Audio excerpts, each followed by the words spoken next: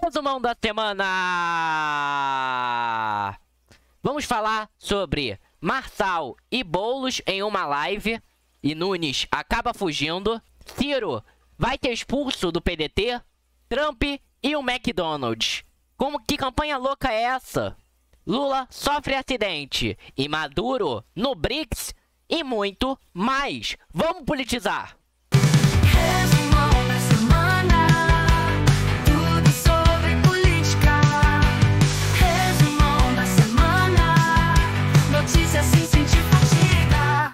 Assistir primeiro esse convite que o Marçal fez para o Nunes e o Boulos debaterem no seu canal. Ele gravou nessa sexta, né? E fez uma sabatina. Só o Boulos veio. Nunes nem atendeu as ligações. Isso já mostra que o Boulos está correndo para conseguir conquistar o eleitorado do Marçal. Vamos ouvir um pouquinho o que aconteceu em alguma cena aqui. Apertaria 50 com gosto. E eu acho que essa é uma... Eu votaria nulo. Mas essa é uma resposta, Marçal. Vamos falar aqui de maneira franca. Essa é uma resposta que hoje você tem que dar. Eu sei que é você que está me sabatinando, mas quem está no segundo turno hoje sou eu e o Nunes. Você falou uma coisa a campanha inteira. E essa é uma das coisas que eu concordei com você. O Nunes é um cara que, por toda essa situação, tem chance de ser preso. Você votaria num cara que tem chance de ser preso? Você vai ficar em Roma ou você vai voltar aqui para São Paulo? Quem sabe você vote? Eu gostaria muito que você apertasse os 50 na urna no domingão aqui. Mas se você voltar para São Paulo, qual que vai ser o seu voto? Até agora, na minha cabeça... Aí eu vou interromper aqui, mas você já entendeu como que foi o ritmo, né? O ritmo dessa conversa. Boulos e Marçal conversaram, debateram. O Boulos está fazendo uma estratégia de pegar o eleitorado que o resta, o Marçal. Boulos vem moderando seu discurso e vem se adaptando dentro dessa política. E isso é cenas para os próximos capítulos. Mas a pesquisa aponta uma derrota para Boulos, porque o Nunes convence o eleitorado de centro. Como muitas vezes já te falei, o eleitorado de centro decide as eleições. E Nunes é o candidato desse campo e também da direita. Então, cada vez mais difícil Boulos conseguir. Mas ele está tentando. Eu acho que isso vale muito. A tentativa que Boulos está estabelecendo em sua política, em seu jeito na mídia, tem tentado. Vamos ver o que vai acontecer.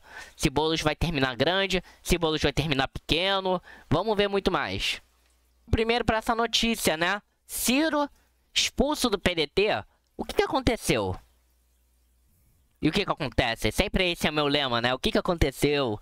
O que acontece? Mas antes, se você quer acompanhar mais sobre a política, que tem todo o resumão toda semana, todo sábado eu posto um vídeo sobre o resumão de tudo que aconteceu na política para você não ficar desatualizado. Se você quer acompanhar, ative o sininho e se inscreva. E vamos lá, vamos ver o que aconteceu.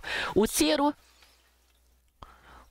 vem se desentendendo desde as eleições presidenciais com o grupo político, né, do PDT, porque muitos pedetistas saíram da campanha dele em 2022, quando era presidente, e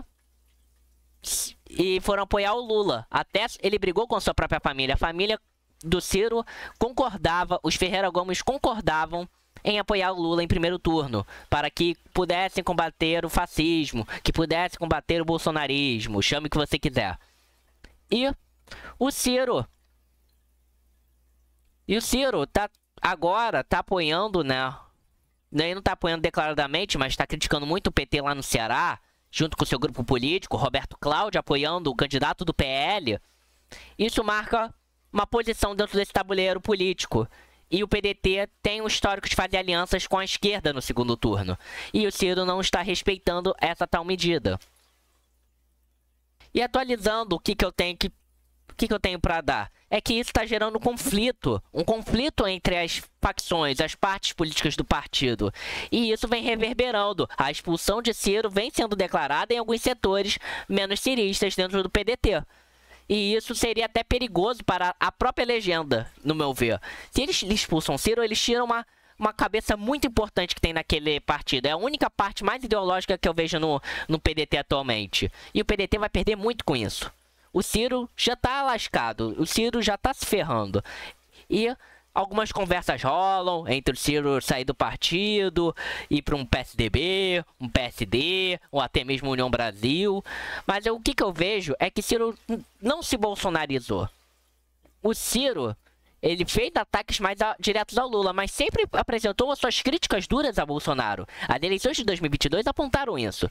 Só que o Ciro optou por uma estratégia de atacar bastante o Lula. E isso fez com que ele derretesse os seus votos na última eleição. Que foi uma estratégia ruim que ele fez. É isso que aconteceu dentro do PDT. O que acontece nesse cenário? O Ciro utiliza a estratégia errada. Não conversa com o Lula, dá um apoio pro Lula, mais ou menos, pro segundo turno, e ele termina muito mal nessa eleição. Não tem uma legitimidade mais no cenário político. Ele tá acabando, ele tá morrendo. O seu grupo político não conseguiu ganhar em Fortaleza, um dos grandes forças que ele tem. Ciro, eu acho que vai ter que se comover a ser um político, ou tentar outros cargos como político para tentar se reerguer, ou ser um jornalista, como que ele vem sendo às vezes. É isso. Esse é o cenário que eu enxergo daqui. Vamos para Trump. Agora vamos para Trump. Olha o maravilhoso Trump aí. Trump vem fazendo uma estratégia muito boa. E isso você vai vendo já dentro do McDonald's, né? Trump fez essa provocação em cima da candidata Kamala e vem tendo seu sucesso. O Trump utiliza bem esse arquétipo. O que é um arquétipo? É um simbólico. É o poder simbólico que está no nosso inconsciente de associar figuras. Quando você assiste um filme e você não quer uma história bem construída, com atores, com um mocinho, com um vilão, com a princesa que deve ser salva. Então, na política isso é a mesma coisa. Os candidatos se vendem como parte de um grande espetáculo, a espetacularização da política, muito descrita por Debord, a sociedade do espetáculo. O que ele faz? O Trump vem se associando mais ao povão, vem se associando mais ao arquétipo do cara comum, aquele cara que é do povo, porque o Trump e o Bolsonaro, né, ele faz a mesma estratégia do que o Bolsonaro em 2022, eles perceberam que essa figura de salvador da pátria, ou até um outsider, um fora da lei, ou um rebelde, vem quebrando aos poucos, porque eles já tomaram poder antigamente. Eles precisam estar associados a quem? Ao povão.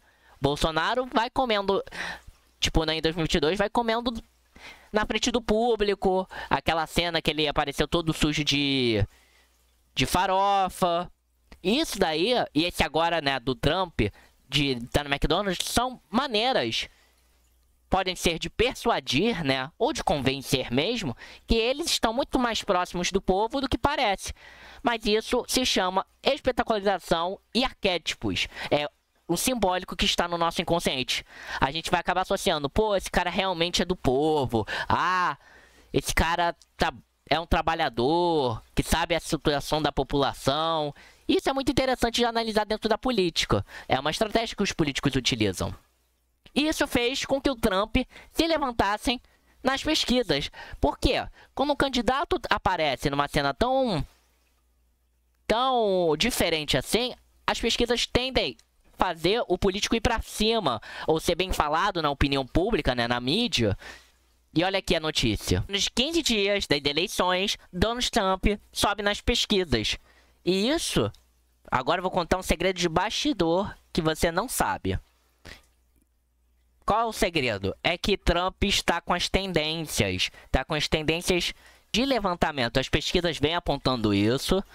E eu participei também de uma palestra muito legal dentro da... Participei de uma palestra, vi o cara falando das eleições americanas, só que ele não fala com todas essas letras, o palestrante. Eu não vou revelar porque posso comprometer a imagem do cara. Mas o que eu vi no gráfico dele é algo que me chamou muita atenção. Que, numa pesquisa mapeando as redes sociais e também vendo os candidatos que têm mais uma intenção de voto e como que estão se projetando, o Trump vem se projetando de uma maneira até singular nos estados chaves. nos estados onde que o Trump precisa ganhar, ele consegue ter uma força. Claro que ele tem empate técnico. Tem empate técnico com a Câmara. Mas todos os estados-chaves que ele precisa ter para ganhar as eleições, porque a eleição de lá é indireta, os estados que dão os delegados e a população vota, e os estados vão representar essa população em sua completude. Os Estados Unidos tem essa característica de ser indireta e dos estados-chaves. E se você quer saber mais disso, eu já falei isso no meu vídeo anterior, aperte o cardzinho aqui, que tem todos os vídeos que você precisa para você acompanhar mais sobre essas eleições americanas. Na última vez eu falei sobre isso. Aperte o cardzinho se você quer saber mais sobre o modo indireto dos Estados Unidos e dos estados-chaves nessa eleição. Como que eles podem impactar a realidade americana? Como que eles podem impactar o Brasil? Aperte o card que você vai acompanhar mais. Mas, voltando ao nosso tema. O Trump vem aparecendo com 1 ponto percentual para cima. Isso mostra um empate técnico. Eu discordo um pouco dessa maneira de você relativizar o resultado dessa maneira. Por quê? Quando uma pesquisa mostra que o cara está com 1%, é porque a situação está um pouquinho favorável para ele. A tendência está um pouquinho mais favorável para ele. Ele pode não conseguir ganhar. Ele pode não conseguir converter esse voto, e esse voto também, essa pesquisa está inflando tal candidato. Mas o Trump é conhecido pelo seu voto envergonhado. E se tá já... O Trump, né, o voto envergonhado é muito marcado também no período quando ele disputa com a Hillary Clinton. As pessoas não declaravam abertamente tanto que ia votar no Trump e as pesquisas não conseguiram captar. E lá dentro dessas tendências que eu enxergo, o Trump está com 1%. Então deve ter um bando de voto também que não está sendo declarado abertamente. Então o Trump pode nos surpreender nesses estados-chaves. É isso que eu enxergo nesse cenário. Então a gente tem que olhar as pesquisas e falar, pô, tá com empate técnico, então não significa nada. Não, se você tá com 1%, você tá com a tendência de subida. E a gente precisa estar alerta sobre isso. Lula tava escondendo isso, a equipe de comunicação dele também. Queda de Lula em acidente foi no banheiro. O presidente levou 3 pontos na cabeça. E o Lula tava, acho que, cortando as unhas, né, no banheiro e acabou caindo, tendo essa queda, né? Eu acho impressionante, agora aumentando minha câmera aqui, eu acho impressionante como que esconderam isso, porque isso se chama imagem política. Se você mostra o Lula como um ser fraco, mostra o candidato sendo fraco, isso abala a sua imagem política. O que aconteceu com Biden? O que aconteceu com Biden? Biden mostrou que fragilidade dentro do debate, onde você tinha uma figura forte como a figura do Trump.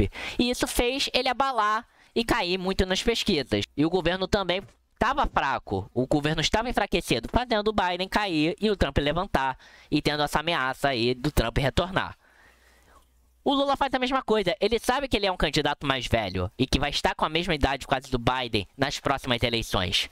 Então, ele mostrar essa imagem do fraco, do enfraquecido, é muito perigoso para ele em um cenário que ele pode acabar não conseguindo se reeleger. O Lula não vem com avaliações tão positivas quanto as pessoas esperavam. As pessoas depositaram muita esperança nele e estão decepcionando. A economia não está nas melhores coisas. Então isso pode acabar acontecendo. Pode acabar acontecendo dele tentar limpar essa imagem de um líder fraco. Por isso que demorou tanto para ser noticiado isso. Rússia apoia esforços da Venezuela.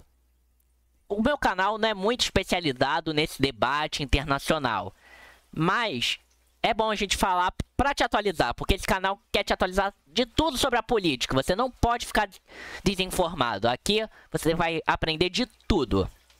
Mas a Rússia, né, tem uma posição favorável em cima da Venezuela. E alguns vão falar, os dois são socialistas. Não, gente. Vamos acabar com essa análise errada. Rússia não é socialista, já foi socialista, agora vive um sistema totalmente ditatorial, reacionário. Como a Venezuela não tem a sua completude socialista, não tem uma... Eles abandonaram muito tempo o Chávez, o que o Chávez pregava de socialismo em Venezuela. Então vamos com cautela. Mas Rússia é aliada da Venezuela, por terem a mesma ideologia política, bem parecida, né? Desse autoritarismo, de uma democracia que eles chamam de tal participativa, que de fato tem um direito para todo mundo votar, mas tem poucos candidatos, aí a gente sempre duvida se aquilo é democracia mesmo. E a Rússia vem falando, não, Venezuela, pode entrar no BRICS. E o Brasil vai falando, não, não pode e tal. Por que o Brasil vai parando? Porque a imagem do Lula não pode estar atrelada à da Venezuela. Isso faz com que o Lula caia muito nas pesquisas, nas próximas eleições. E você se associar ao Maduro, à Venezuela, pode te trazer problemas no cenário internacional, no cenário europeu, comercial. E é isso que eu enxergo hoje. O momento mais engraçado e do final das nossas análises e do resumão da semana. Se você quer assistir mais, vai ter um link no final do vídeo sobre o resumão da semana passada. Se você quiser assistir, só esperar o vídeo acabar. Mas vamos assistir isso. Vamos ver o Leão da Montanha, desenho antigo para muitos, né? E ele fala de algo bem engraçado que eu quero trazer aqui dentro do nosso canal. Saída pela esquerda! Saída pela direita! Saída para cima, já! Vocês viram? Ele tenta fazer a saída para a esquerda, para a direita, e ele sai para cima. O que é o para cima? Pra gente, nessa situação, é a informação política. A informação política sem ideologia e sabendo de todos os lados as suas falhas é o essencial que eu quero trazer nesse canal. Porque não podemos ficar perdidos que nem o Leão da Montanha. Qual saída ele vai? A gente tem que ir pra cima e entender o conhecimento político e todas as ideologias. É isso. Se você gostou do vídeo, dê um like e acompanhe mais. Vamos politizar!